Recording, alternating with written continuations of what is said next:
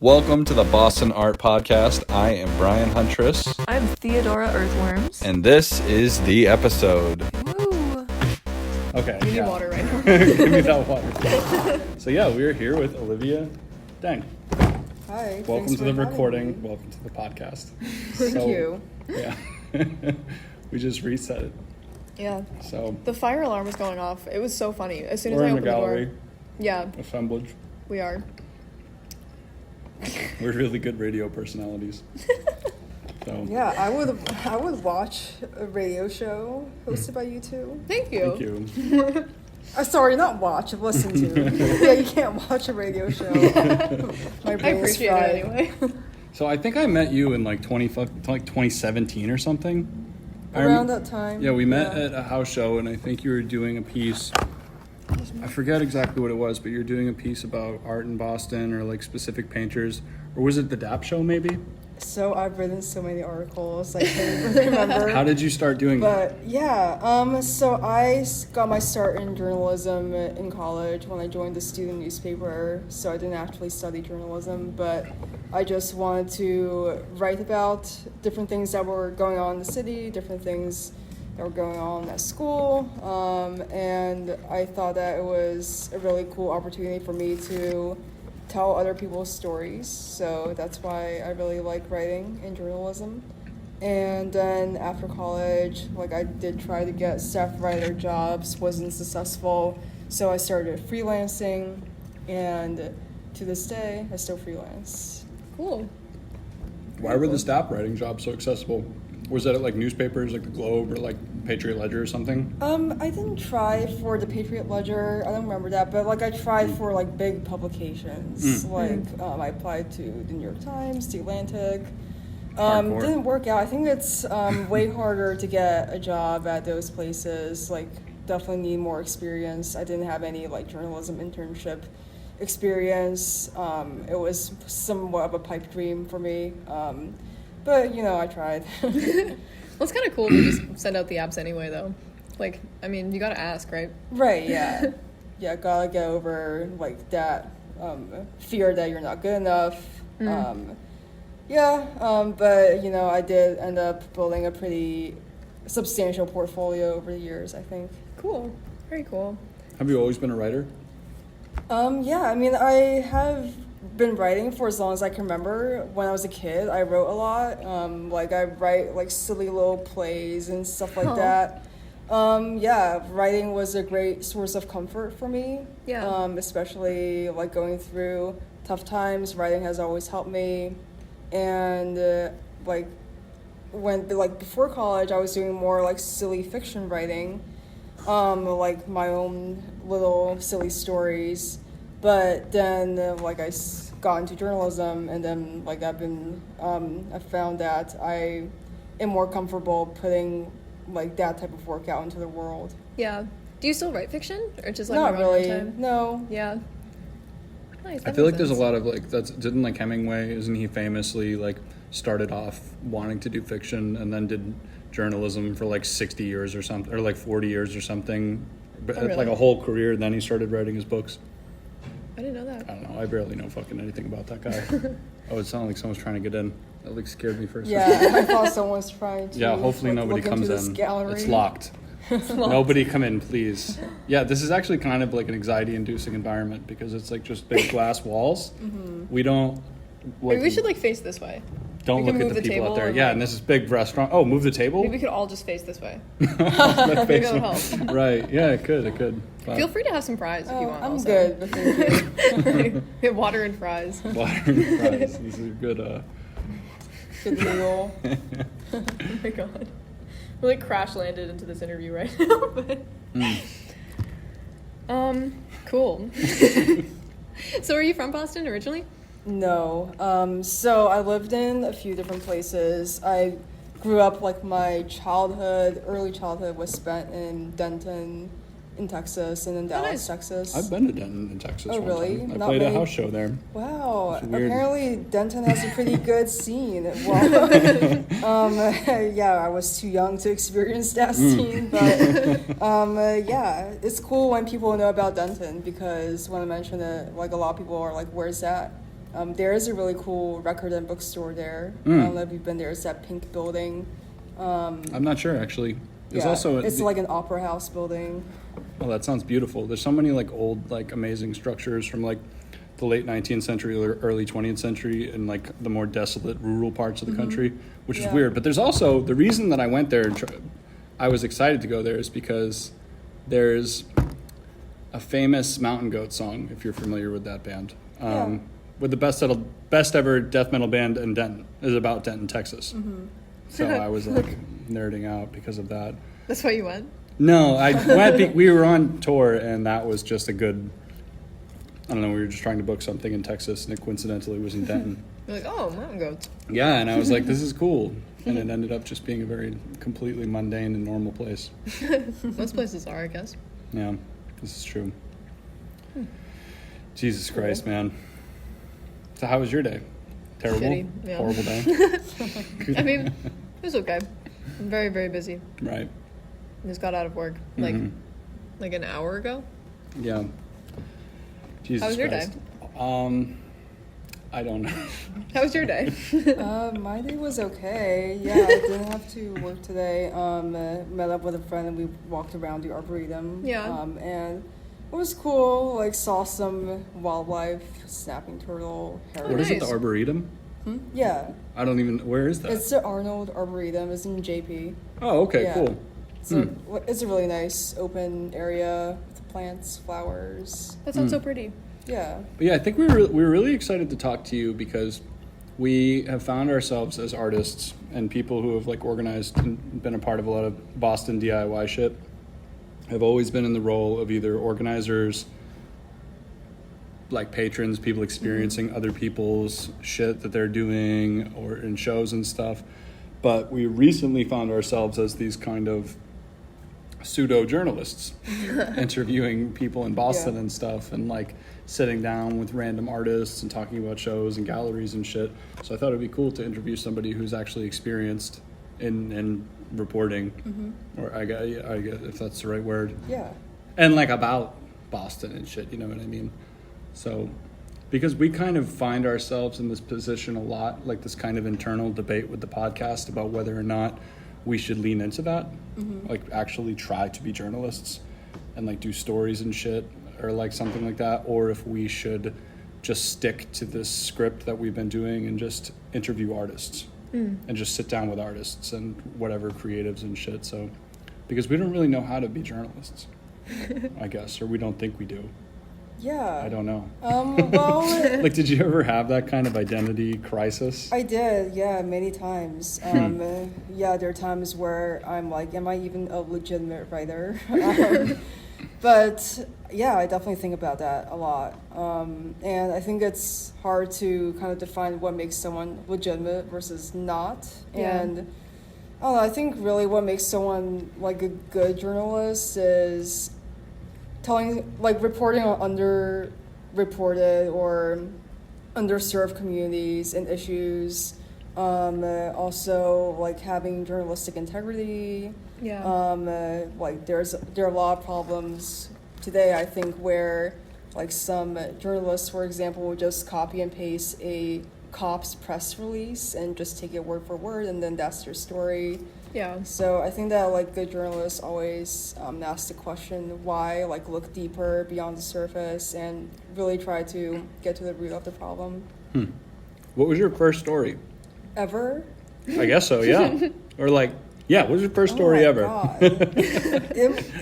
Oh my gosh. Yeah, I mean, it was like some city news story.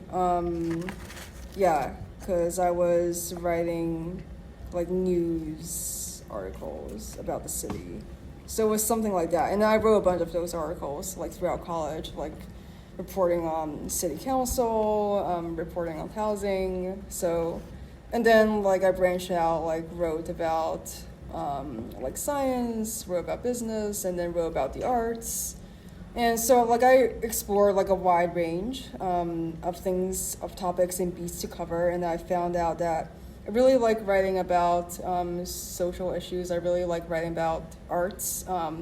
As an artist myself, I feel like that's very relatable to me. So yeah, and then I like started freelancing.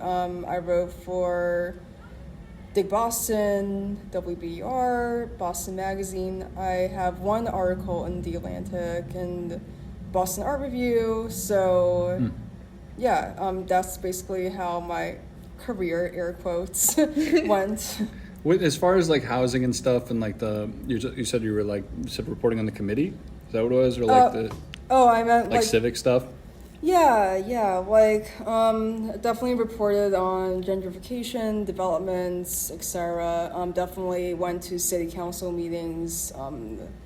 Definitely educated myself on housing policy and stuff like that.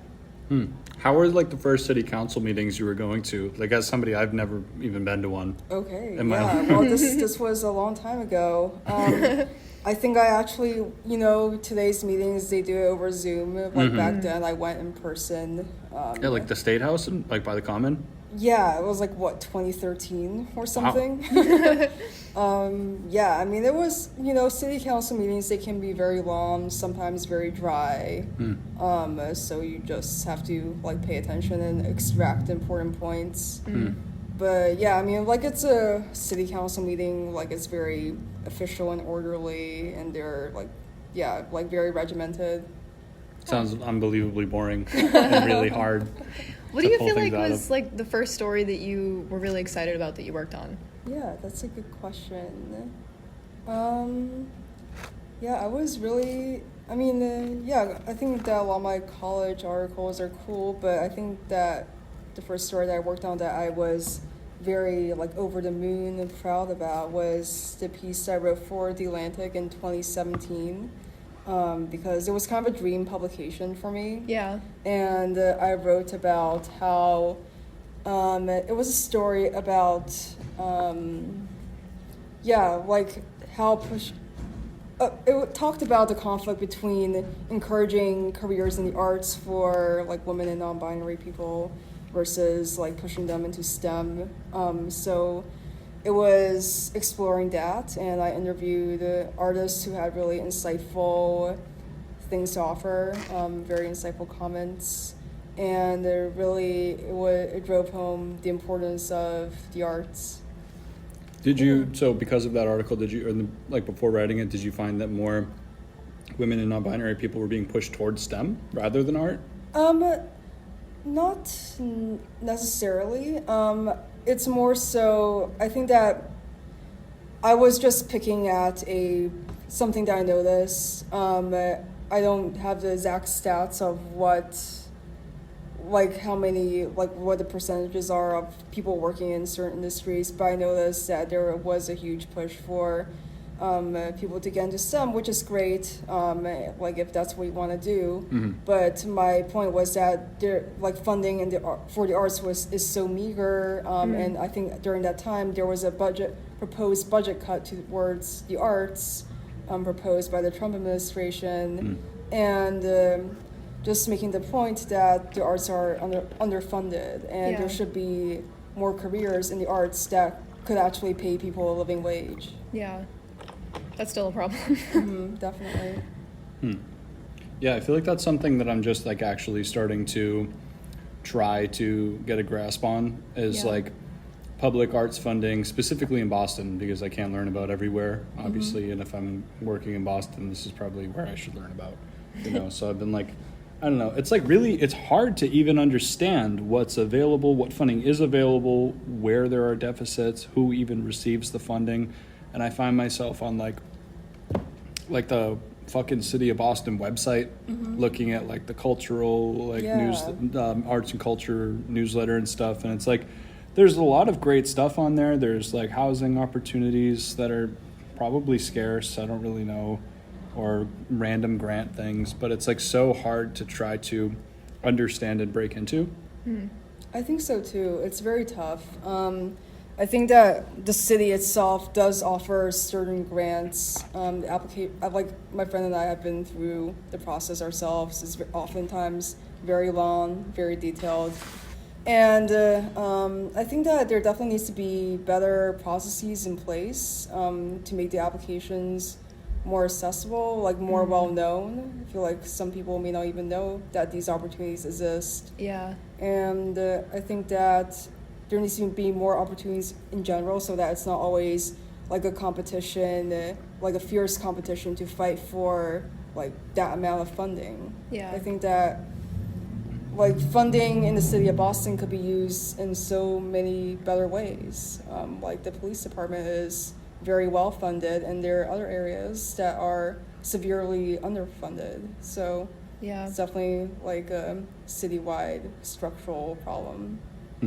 What kind of funding were you applying for with your friend? Was it like Oh, it was like a fun, like it was for a zine. Yeah, and it was, yeah, we didn't get it. oh gosh, right. But yeah, we did apply.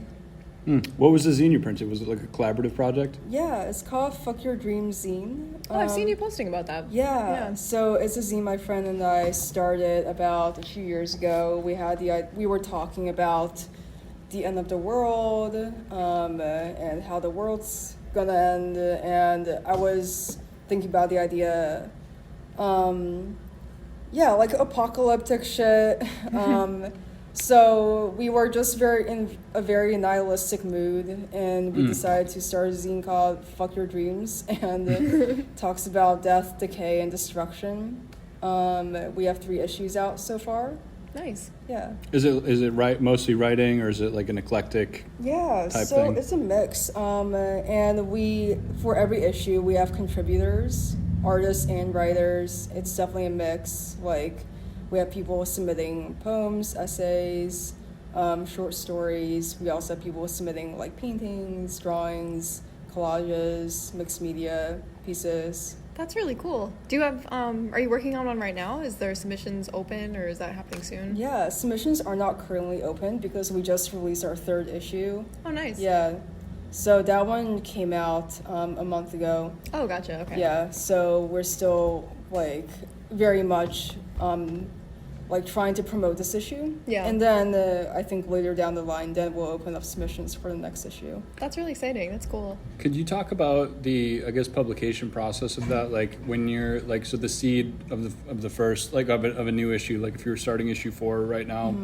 so is it just opening submissions digitally? Yeah, so what happens, yeah, it's quite the process. It's like self-publishing is not the easiest thing to do. But basically for every issue we have a theme. So like for our first like inaugural issue, it was just death, decay, and destruction.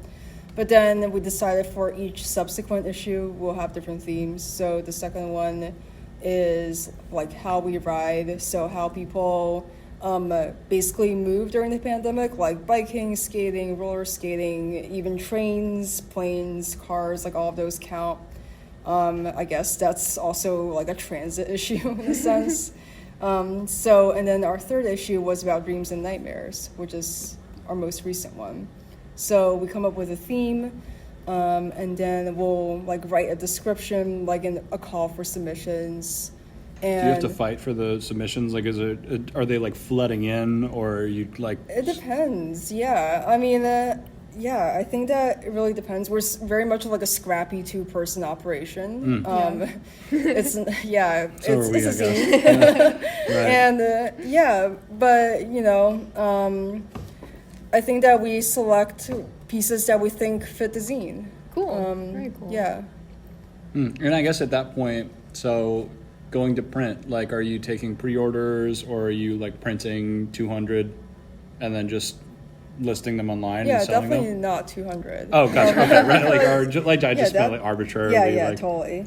Yeah, yeah. But, I mean, we print them, and then we sell them like they're just there. They're available. Like we still have issue 2 volumes, our 2nd issue, and then obviously we still have a lot of our 3rd issue. Yeah. Do you guys have them printed, or do you print them? Yeah. So for the first one, we tried to print it ourselves. My friend Alex. She has a printer at home, but it ended up being really expensive, like getting the paper, the ink, etc. full color too, right? Yeah, it has to be full color Yeah. to accommodate for all the different types of art. That is expensive. Yeah, so we end up going with a different printer, like an external, like outsourcing the printing. And Nice. Yeah. worked out pretty well.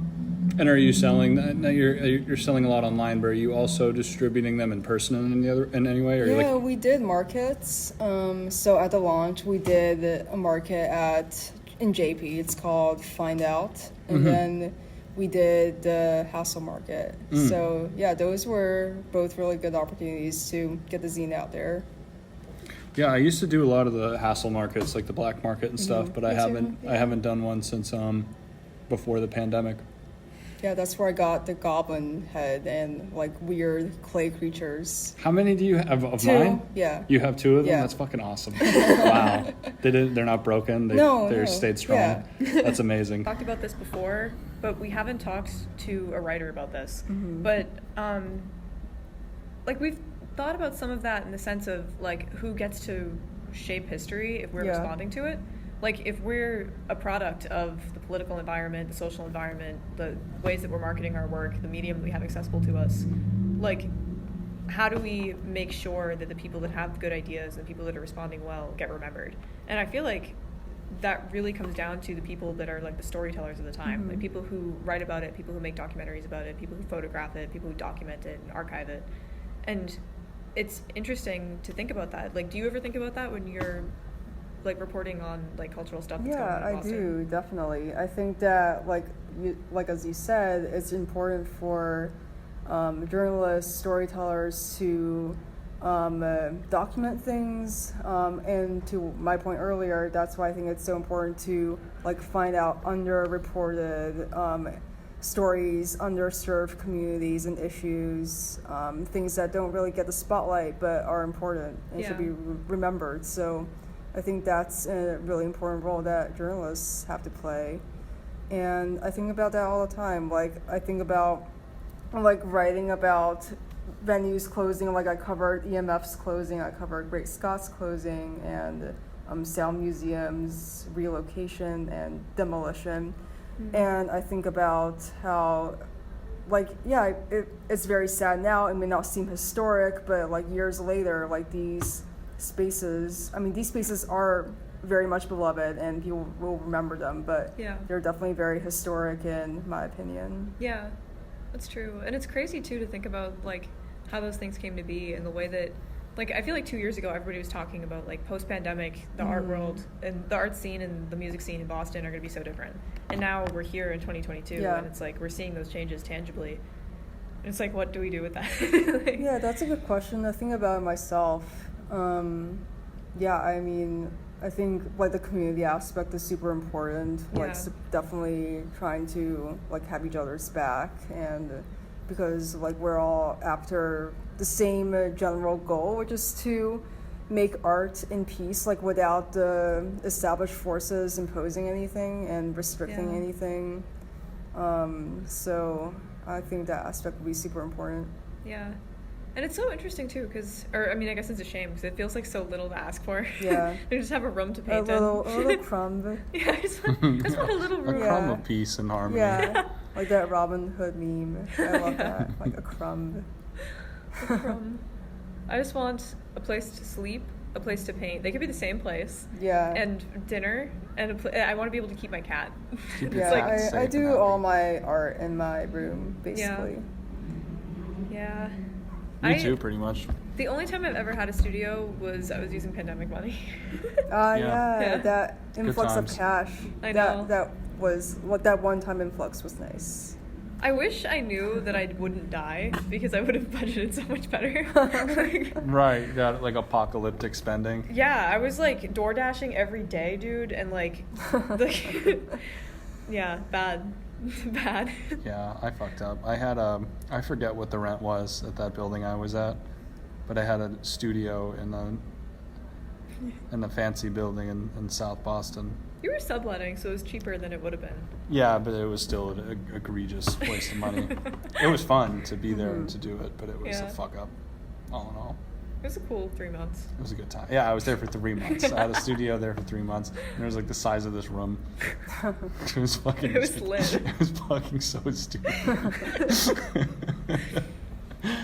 Yeah. Anyway, holy shit.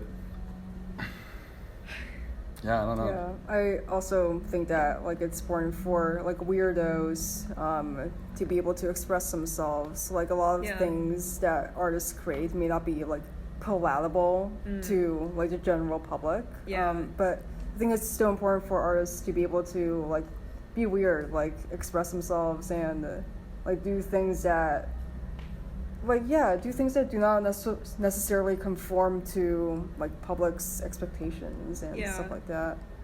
Because that's the thing that I feel like can be difficult about, like, talking about the differences between like institution-backed art stuff and like DIY stuff. I feel like with things that have federal or state funding, you don't really want to be that shocking because you will lose your funding. Yeah. You have to be safe. Yeah, and those are the kinds of things that get documented, like, a lot of the time. And then you have on the other end of the spectrum, like, crazy shit happening in the DIY scene all the time, and, like, all this in drama and, like, really cool creative collaborations, but so much of it goes by without getting documented, and then it's just gone. So, I don't know. It really is, and you think while it's happening that you will remember vividly what you experienced and saw, and you just fucking don't, or I don't. Yeah, I don't like, even drink. I think about like shows I've been to, and it's like it's all a blur. Yeah. It is a blur. Who did I see this time? Like, I know. Oh, man. Or it goes by so fast. Yeah. And you're like, this is like the perfect group of people, and then like 6 months later, like a pandemic happens or something. Yeah. It's like everyone moves away. One thing I noticed for myself post-pandemic that's a change I made, that's I think because of that, where I remember taking so much for granted and things going by in such a blur and like missing things that I actually should have cared about and enjoyed. You know what I'm saying? Like we all felt that type of thing, but something that I noticed that I changed without changing it on purpose was I feel like I remember people's names so much better now, where before I just kind of didn't. I just like someone would tell me their name and I would forget it. Yeah. Like immediately, not on purpose because I'm a fucking jerk, but because it's like there's so many people. Yeah. But now I'm like, hello, Paul. That's the only thing. Like I It's funny how you picked Paul because that's my partner's name. oh, really? That's so Yeah. funny. Oh, wow. What a funny coincidence. Shout out. Interesting. That's one of the only things that I am like a little bit grateful for about having experienced like lockdown is it made me so much more grateful for the experiences that I do have with other people. Like having months at a time where there wasn't a lot of influx of new information. And like from my perspective, I was in college and then I started working at the museum censor that, I work somewhere. Oh, and, and I was just around these like artistic people all the time and it was so great and awesome. And then all of a sudden I was just in my house with like my 3 roommates for like a long time. And it was like, wasn't anything new happening, which wasn't necessarily bad other than all bad shit, but it was just like the same. And then kind of going back into, like, I feel like right now even, like, it's been a while now, but it still feels like kind of getting my feet back on, like, getting used to being around new people. And, like, when I meet someone's kind of interesting, not just, like, not following up on it because it's kind of awkward. And just being like, this person's cool, but maybe I'll never talk to them again. But, like, actually taking advantage of the situations that I'm in and the people that I meet. That's a goal, I guess. But I never even thought about it like that before. Because who would think that you would lose that opportunity, you know? Right, yeah. Holy shit, man. Yeah. Because at the beginning, I was a doubter where I was like, this isn't going to be a big deal. Like, that was very short-lived. I believed that for like 2 weeks maybe. And then I went completely the other way where I was like, this is the real end. Like, this is really it. Yeah. I thought that this is how we'd all go out. Yeah. Like, we all get COVID and then die. And or Civil War. Yeah. We were right there Both. for a minute. True. Simultaneously at the same time. Yeah. Donald fucking Trump was the president Yeah. And during a pandemic. And he got it too. Fucking scumlord. Piece of shit. Wow. Yeah. Good times, kinda. Not really. Well, it's like it's weird because like some of those times, like in quarantine and stuff, especially in the beginning, were like properly like traumatizing. It felt like, but I still, for some weird reason, have some fond memories. Well, there like I was still something- warmly think about it. There was something kind of inspiring about all of that shit being out in the open too, because none of it was really new shit, like what was happening politically. It was just being blatantly talked about. Like, it was impossible to ignore, and everyone was watching because nobody had anything else going on. Like, nobody's personal life or work life was distracting them from it. It was just like center stage, a little too much, maybe Vibrating, like brain-numbingly center stage. But it's weird now that was so recent, and that things are so, like, whatever they are now. yeah, I was gonna say chill, but they're kind of not. They're not. No, we're in a strange, like, I like to call this purgatory because Yeah. it's like this strange unknown, Yeah, like space and time. yeah, where it's like waiting to be post-pandemic, Mhm. but it's not. Yeah, it's very much a gray area. And it's funny too, because talking about the concept of post-pandemic during the very beginning meant post-sickness, and now it's like, it means so much more. Like, it's a Right. social and political observation to say post-pandemic, and it like literally never will be like that again, which is good, but also like insane to wrap your head around. Yeah. I was going through old like pictures and shit on my laptop recently, and I was doing this project for a while, or like kind of ongoing, where I was photographing every single workspace that I had, like, and I still do that, but I stumbled across the one that was my workspace during quarantine, which was my bedroom at the time, and it was like, it like made me want to cry. Like, it was just so, like, holy shit, like looking at it, because like there was just like paper from collages and shit everywhere. Like, I for some reason didn't clean up anything the whole time. I was fortunate enough for it to not be like food trash or something, like biohazard fucking trash, but it was just like scraps of like just like an ankle deep pool Oh my of God. paper scraps. Just made a nest. I made like a paper nest, yeah. Because we were making collages Yeah. only, and like shit like that for like 6 months straight. I did some like Hundreds. insane shit where I decided it was a great time to do plaster sculpture in my apartment. In your room. Yeah, How did that work out? not great. I didn't know how to make an armature, so Yeah. all of it got ruined. But also plaster dust everywhere all the time, and I wasn't leaving my house, so that was a bit of a problem. My roommates were wicked fucking mad at me, and I had to stop. Understandably, I guess. But weird times. Oh yeah.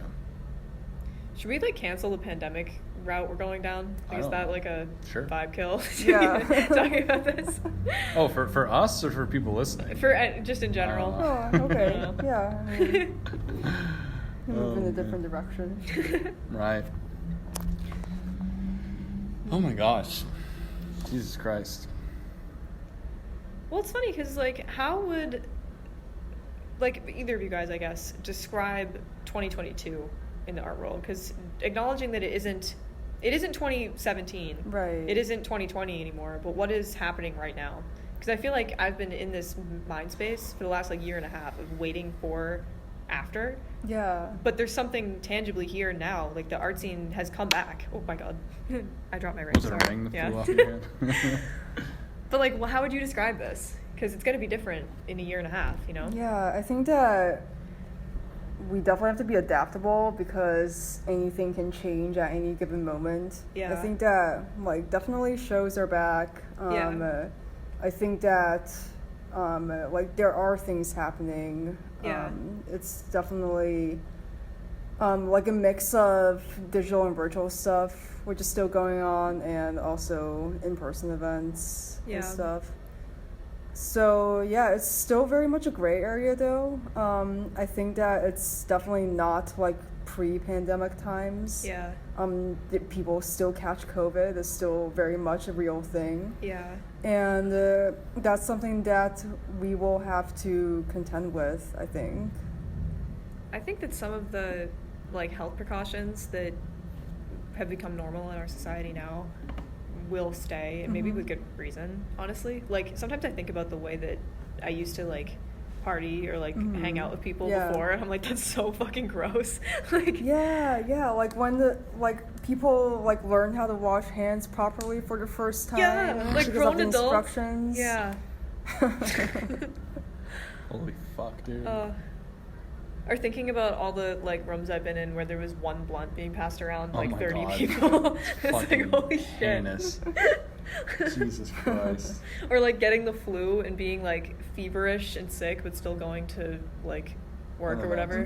Dude, Out of obligation, not like financial necessity, because that's also. one of you the know. last things I did before like the pandemic like went into full swing was a black market event at the Cambridge fucking Elks in February of 2020, where I thought that I had a cold when I went there, but I ended up getting so sick while there that I like couldn't like even communicate with people. Oh, no and I had to way. leave You early. had COVID. And then I ended up in the hospital Shit. that night with a like severe case of the flu. Oh, it's the flu. It was just the flu. I didn't have COVID. I mean, still though. But I was just at the black market, which is like hundreds of people. Yeah. Like it's a fucking lot of people at that event, all very close quarters. And I just had the flu. Like, am I fucking stupid? Like, I would never do something like that now. But at the time, I just, for some reason, I thought I would just be good. Like, because you wake up really early for that event and you get into the city. And, like, so I knew I didn't feel good when I Yeah, woke like up. you feel like, oh, I'll push through this. Like, it won't be a big Yeah. deal. But then I was like pale as like a piece of paper. Well, that was fucking kind of- people were staring at me and shit. Like, are you okay? But that was kind of like the social, like the thing that you would do in that Holy situation shit. was assess whether or not you were going to die and then drink a bunch of Dayquil and go. Like, Yeah. the concept of skipping things because you have a cold was like, that almost felt like you were like, You were lying. yeah. Like, I Or was like like, if you "You called piece your of job shit." and you're like, I'm sneezing today, they'd be like, fuck you. Like, Yeah, like, Fucking come to work. scumbag. Yeah, like, oh, you're sneezing, but you can still work, right? yeah. It's fine. Did you throw up yet? Yeah, I remember the guy running the event was just looking, when I was leaving the black market, was just looking at me in like horror. Like he just looked so Like, is this a ghost? yeah, like I just think he was like, dude, he was like, do you want like your table fee back? Like, I'm so Aw. sorry. That's nice. I didn't take it because I felt bad. But I did vent for like 2 hours. So I was like, just fucking keep it. I don't give a shit. Here's your $50. Right. Oh man. Yeah, that was nuts. Oh, man. And the last thing I did before the pandemic was I played a show at, what's that fucking, O'Brien's in Alston, and it was the same day that they declared a state of emergency. Ooh. Wow. But everyone was like, fuck it.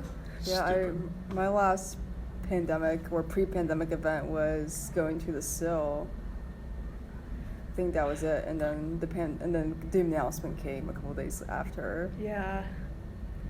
I got sent home from work, but it wasn't like a city announcement thing yet. My job was just like, this is fucked up when they closed early. And I was like, that's weird. And then me and my friend had plans to go to the garment district after work. We were like, I guess we'll go now. Like, I don't know what the fuck that was about, but sure. And then we were in the neighborhood where the garment district is, and every single person we saw was wearing a mask. We were like, this is weird. Yeah, Like, at first I thought it was so strange. yeah, because it was just like a foreign idea at the time, which is weird now too, I guess. But we were literally like walking around, we were like uncomfortable. We were just like, this sucks. I'm gonna go home. And we just said goodbye. And I didn't see her for like 2 years after that. So that was weird. Oh my god. Hanging out with my best friend. Wow. What a crazy thing. How was your early quarantine? Yeah, it was very strange. Yeah, definitely. Like at the time, I had a full-time writing job, so I was lucky in the sense that I got to work from home. Yeah, I mean, I've had like 3 different jobs since then, Yeah. or like 3 jobs total since then, plus freelancing. But yeah, I mean, like I was definitely feeling very lucky in that sense. Definitely did not take that for granted. But I also like felt really stressed and anxious. Like people I knew were getting sick with COVID, and it was very terrifying. And yeah, I don't know, high anxiety time. It's not good for people with anxiety. That's for sure. It was very bad. There was like the beginning of COVID, like the first like month or so, I think I was just like obsessively focused on art stuff because I was like, I don't have to work now for some fucking reason. Yeah. Like, this is cool and everyone has money, so let's funnel that into the arts economy, like on Facebook all the time, trying to make like Zoom events for shit. And then I just like realized it wasn't ending, and it hit like a depression, and I was sleeping until like 4 in the afternoon and like making art till like 7 a.m. and just like completely not in touch with like society. Yeah, that was fucked. It was like, because Zoom obviously is like a permanent part of society now, but there was that brief period for maybe a month or so where everyone was like, we're going to do board games on Zoom. Oh, yeah, Zoom hangs. Yeah. Zoom hangs. Oh, my God. I remember that. Those are fucking awful. Skype dropped the ball so bad. Yeah, where were they, dude? They fucked up. They completely They just missed the boat. They were probably not relevant even before the pandemic. I'm sure they didn't exist long before. They could have rebranded. When was the last time you used Skype for real? What were you, like 16? Probably. Maybe Ubu could have done something. Right. Maybe Skype owns Zoom. No way. No. Zoom probably owns Yeah, Skype. I'll have to double check, but I don't think so. No way. Oh man. Holy shit, dude. Yeah. I guess reflecting on all of that and thinking about like things that you've observed in different like people's stories that you've covered and your own experiences as an artist and a writer, like what would you say to like a few years from now you about this? Like is there anything that you hope that you remember or take from it? Yeah, good question. Really an interesting question. Yeah, so what would future me say to today me? That's a better question, yeah.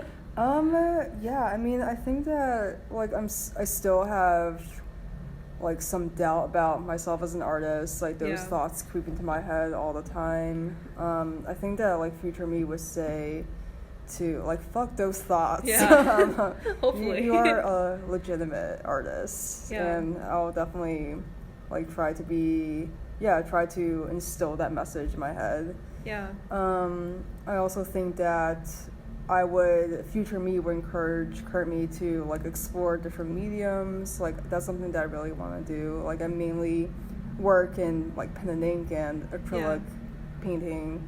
So I definitely want to like try more mixed media, definitely be more experimental, definitely try some like 3D art, like sculptural stuff.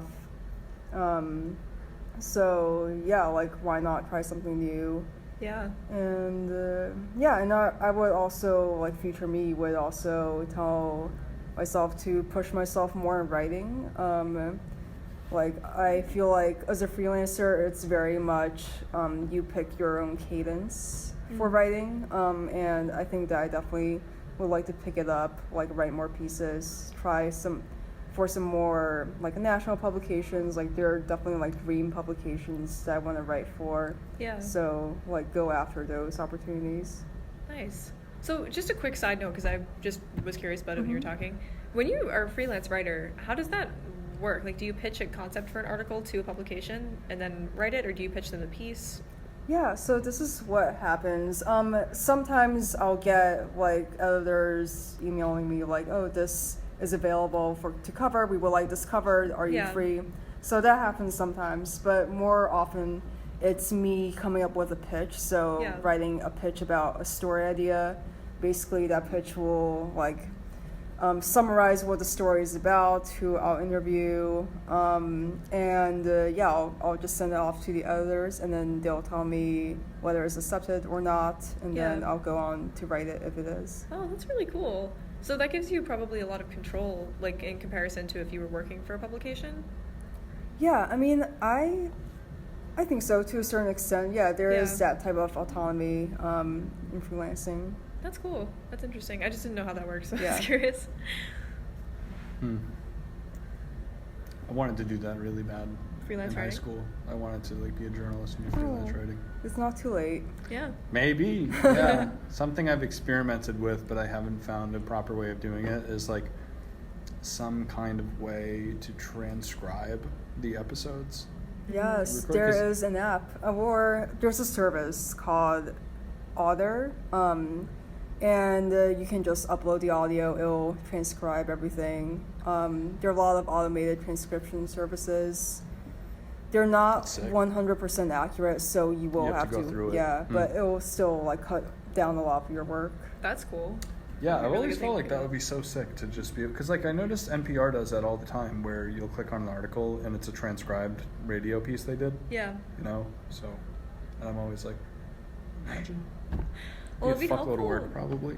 Well, if we transcribed all the episodes, it would be so much easier to go through and find clips for TikTok rather than playing the whole thing and like Fucking advertising. Yeah, I've listened to. just control F. I that listen shit. to them on like times 10 fucking speed. Oh my god. It gives me so much anxiety when you do that. Just my chipmunk voice, like talking about It some is, shit. yeah. It's like Alvin and the Chipmunks podcast, but it cuts the time in half a lot. That's true. It makes it really fast. Listening back to old episodes is so stressful because on one hand I'm really proud of it, and on the other hand I feel like I'm so stupid. Like, I don't want to listen to my words. Yeah, this is Yeah, why I can I never feel be that. a podcast host I was- because like I don't want people to hear my brain mush. I feel like that too when I'm doing it anyway. People but like brain mush. people do, They yeah. do. Like people really enjoy. Like I don't know. I listen to infinite podcasts, and I honestly enjoy ones sometimes where I don't even know what the fuck they're talking about. It's just random like information. But Yeah. Yeah, I 'cause listened to Lydia Lunch's podcast for the first time the other day. and Really? It was Oh, not yeah, at all so what I I have to check expected. it out. It was cool, but What it is was the type a of format? completely different vibe.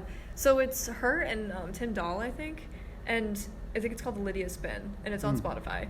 And they started out, I was listening to an episode where they were interviewing Jamie from Shushu, and it was kind of like a talking format thing, but the beginning of it is this segment of like news headlines and like just like random shit that she wants to talk about, and she just talks about it for a little bit. Tim Dahl replies for like one sentence, and then she interrupts him and starts talking about something else for like 20 minutes. And it was very much giving like, you ever listen to like talk radio with your dad? Like it was like that, but it was Lydia Lunch. So Interesting. it was kind of fun. how but old is she? Do you know? 60, 60, 50, 60. 58, Interesting. something like that. Gen Xer. Yeah.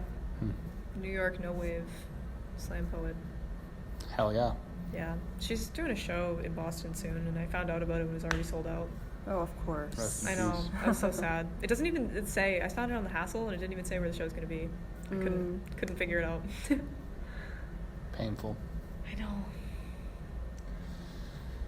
Man, yeah, so I don't know. We wanted to interview you because I feel like I say this so much, but we are trying to create a collection of like the most like interesting people we can think of to speak on virtually the same things almost every time. You know, because it's like kind of putting all types of different people through a similar prism. Yeah. Or reverse that metaphor. I don't know exactly what I was trying to say there, but I don't know. Like looking through different lenses, I guess. A diversity of opinions. Yeah. And it's always fun too because we ask some similar questions and then it always goes in its Yeah, own direction. So Totally. I think you might be either the first like real like what am I trying to say? The first like Writer? journalist, you know what I mean, that we've interviewed. But Joel Mongi and someone else we've interviewed, shout out to Joel, is a journalist too. Oh really? Yeah, he like went to college for that, but I don't know if that's his job. We should interview Joel again. That was there were 4 of us for that one. It was on the phone. It was a Zoom situation. Yeah. Gotcha. Those are hard. It was a It's good tough. one, but it was I don't not- remember anything about it. We were also sitting in a hot car in my mom's driveway. For the Yeah, whole that's time. not pleasant.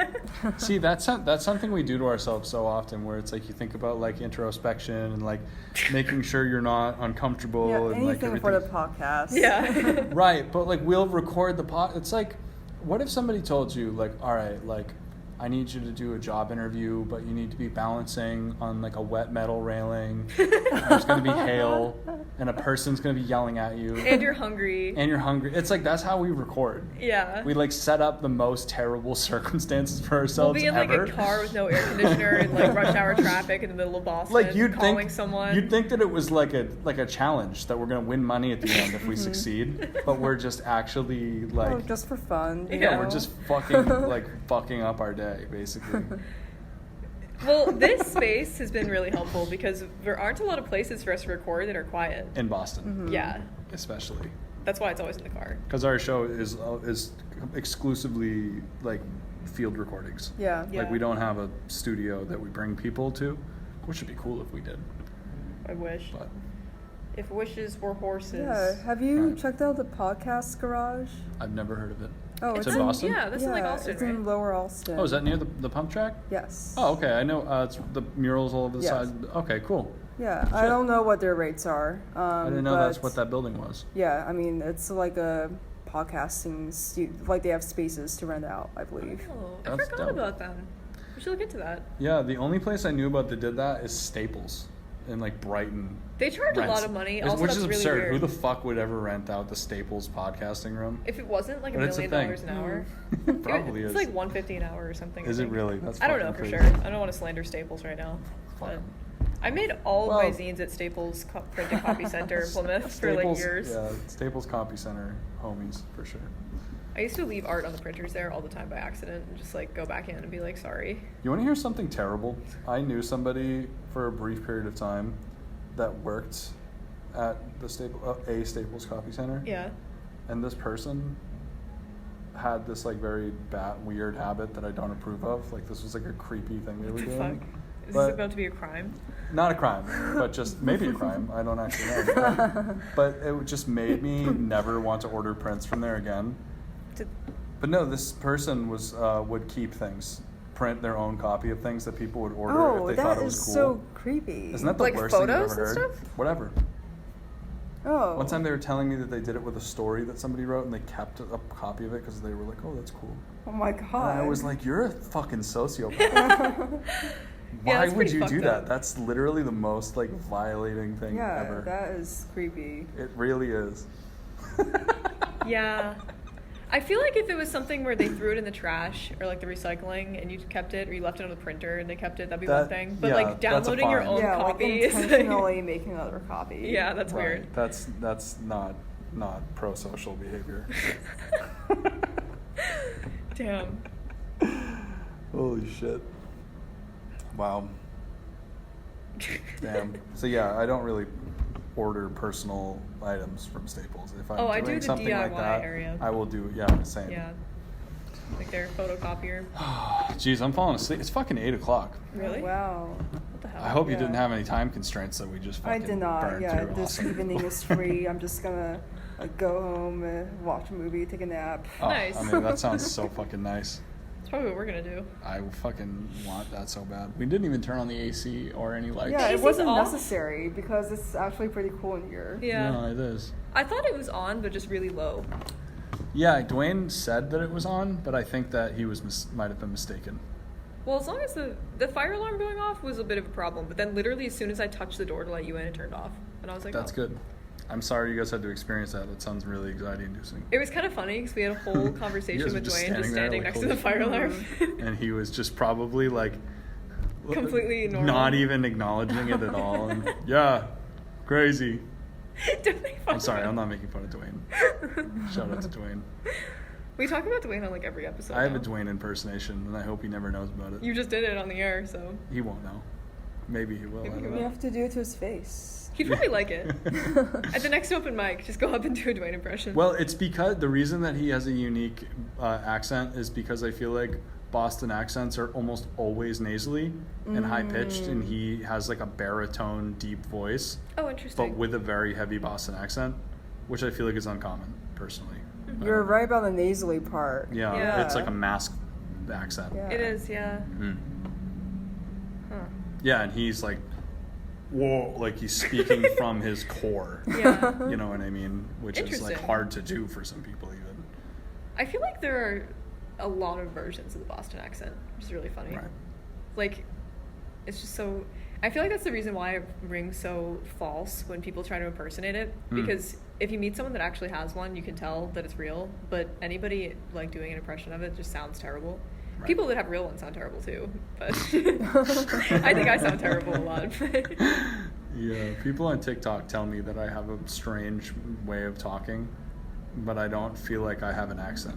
I don't think so. Yeah, people on TikTok are just weird. They That's just make true. fun of the way Yeah. you pronounce specific words. Yeah, I think that they're all just like cyberbullying like teenagers. Say the one that. People say I say drawing weird. Like drawing a picture. They comment drawing. Like I'm saying rar. Oh, God. Drawing. Such a tiny thing to find about you and pick on you for. Like when I think about it, I can hear that I am putting an R in there that is not actually a part of the word. You would never have known that until TikTok. But saying drawing, like Drawing? drawing, like with no R, that's wrong to me. Drawing. Like that's not the right way to say that. Drawing. I feel like I almost Drawer. say like drawing. Like at my brain, like I mentally feel an R. I don't fucking know what I'm talking about. Anyway, but yeah, I guess we could wrap this up. This is a fucking good episode. Yeah. So. Yeah. Jesus Christ. Thank you so much. Yeah. Thank you. Yeah, no, like I said, we feel like we're slowly trying to like create like a database of just like sick people. Like we're trying to collect people's essence. Yeah. It's also so weird that I haven't met you in person, unless maybe I did at a market or something in the past, but I feel like I've known about you and about your art for so long and followed you on social media before, and I didn't realize until like a few days ago that I haven't actually like in person met you. Weird. Yeah. I feel like that happens sometimes. Like, sometimes I meet people and then they go like, oh, we actually met at this, like, 4 years ago. And I'm like, oh, okay, now I remember. Yeah. I found in my stuff, like, I was going through a box of things from, like, 2016 or something, and I found one of your handwritten business cards from a show in 2016, which means I took your card at a show and didn't know. Wow, look at that. Yeah, that is super fucking weird. I'm sure it's happened. If we were all at the black market, we'd probably have met. Yeah. At different times. Yeah, because my black market brain, like art market brain, and the way I'm behaving or thinking about the way I'm talking to people is completely different because I'm like actively trying to see how I can get people to enjoy like talking to me. Yeah. Like people are walking by me and I'm like, hi, what's up? Like I love your jacket. How's it going? Yeah. And I feel like it'd be really funny. I probably have had conversations with people that I didn't even know I had. But the thing is, if I met you at a market, I was probably also tabling at the market and doing the same thing. Maybe. Yeah. That's so bad. I feel empty-brained now remembering. Well, I like to think about it like how people at carnivals try to get people to play games. Yeah. That's how I feel like I was. Like, come to my table. Yeah. Yeah. Anyway, yeah, thank you so much for being on the show. Yeah, great chatting with y'all. We'll have to chat again. Chat again. I guess I'll shut this off now. All right. We have an outro now. I don't have to say anything, right? Oh, we have an outro now? We recorded one, yes. I thought that was an intro. No, it's for the end. Anyway, all right. Bye, guys. Cool. Boston Art Podcast is an independent DIY production by Brian Huntress and Theodora Earthworms. The information contained in this episode represents the views and opinions of the original creators or our guests, and does not represent any institution, organization, or business. Find us on Instagram at Boston Art Podcast, and tune in for a new episode every Friday. Thank you for listening.